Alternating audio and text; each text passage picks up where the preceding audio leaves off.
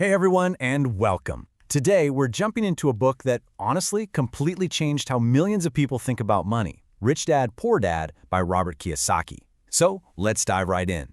So the whole book kicks off with this really powerful idea. Kiyosaki says, I had two fathers.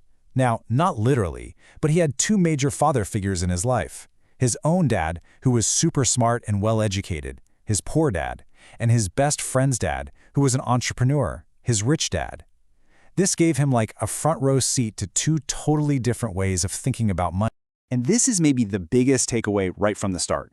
The difference between these two guys wasn't really about their paychecks, especially not at first. No, it was all about their mindset, their fundamental beliefs about what money is and how it works. And that, right there, ended up shaping their entire lives. Just look at this. It's such a simple twist on a phrase we've all heard. Poor Dad would say the love of money is the root of all evil. He saw money itself as this corrupting thing. But Rich Dad, he flipped it. He said the lack of money is the root of all evil. He believed it was the desperation and the bad choices people make when they don't have money that was the real problem. I mean, that one single belief changes everything, right? And you can see how that mindset played out in the advice they gave. Poor Dad, coming from that traditional world, was all about safety. You know the drill. Study hard, get good grades, find a good, safe company to work for. But Rich Dad's advice was completely different. He said, study hard so you can find a good company to buy. See the difference? One teaches you to be an employee, the other teaches you to be an owner. It's not about skipping school, it's about a totally different goal for that education. And this one is huge. It really shows the difference between a closed mindset and an open one.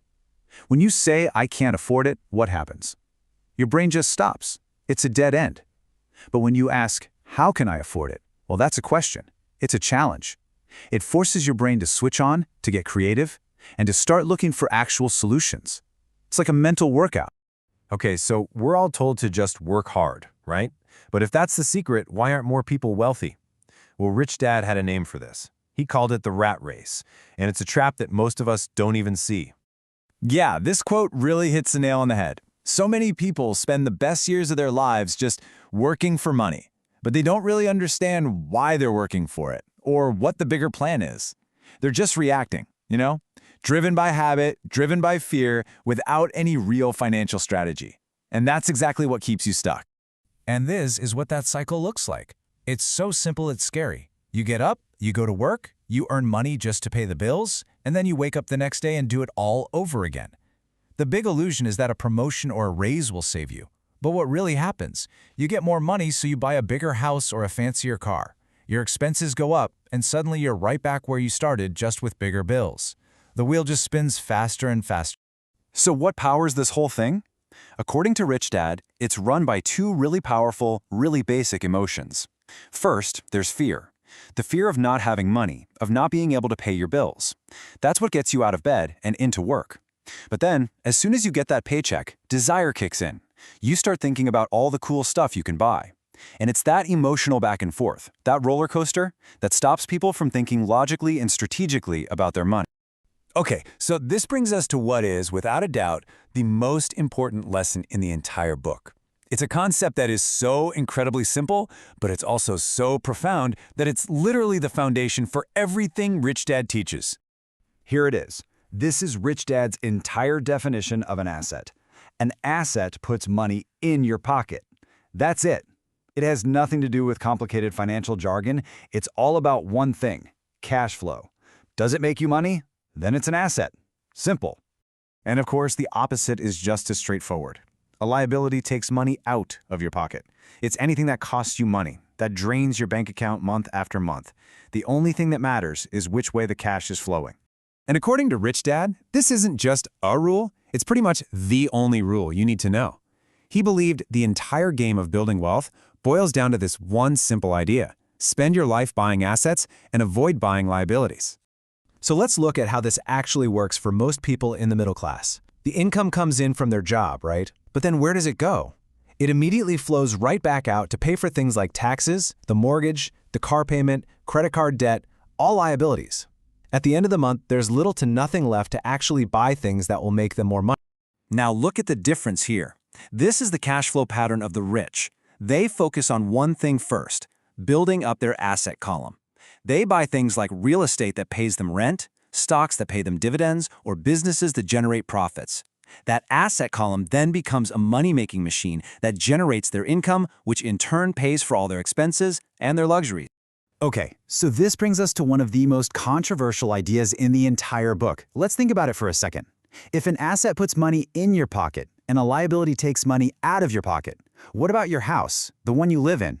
Well, Rich Dad's take is pretty shocking for a lot of people. He says that because you're constantly paying for the mortgage, property taxes, insurance, repairs, your house is actually your single biggest liability, not your biggest asset. All right, so if that's the trap so many people are in, how in the world do you get out? Well, the last part of the book is all about that. It lays out a really clear, actionable path to start applying these lessons and work your way toward financial freedom. And the advice here is actually super practical. He's not saying go quit your job tomorrow. No, he says keep your day job. Use that salary as the seed money to start buying assets. At the same time, you work on reducing your liabilities and your expenses. And you focus all your spare energy on minding your own business. And what he means by that is building your asset column. See, your profession is what you do to get paid. Your business is what you own that makes you money. This quote just sums up that mental shift perfectly. The goal isn't just to climb the corporate ladder and become a really well-paid employee. The real goal is to stop climbing the ladder and to own the ladder. It's about moving from being an employee to being an investor and a business owner, owning the system, not just working inside of it. Kiyosaki brings up Robert Frost's famous poem, The Road Not Taken, a lot. And he says that choosing to get a financial education, choosing to become an investor, that is the road less traveled. It's a very conscious decision to break away from what everyone else is doing. And just like in the poem, it's a choice that can make all the difference in your life. When you boil it all down, the core message of this book is really about empowerment. It makes the case that financial intelligence isn't something they teach us in school. So it's up to you, it's up to us to go out and learn it for ourselves. It really is a choice. So the question to leave you with, the real takeaway from all of this, is a personal one. Which path are you going to take?